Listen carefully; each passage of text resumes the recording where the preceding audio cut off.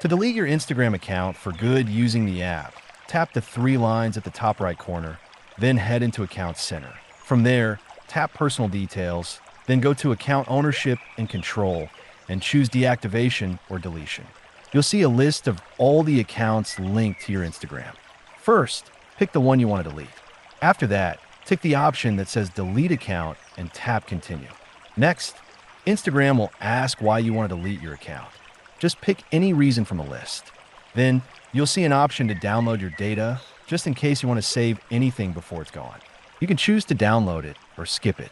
After that, enter your password to confirm it's really you.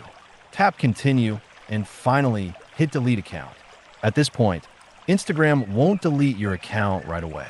They give you 30 days in case you change your mind. If you log back in during that time, you can stop the deletion and keep your account. But if you don't, your account will be gone for good after the 30 days are up.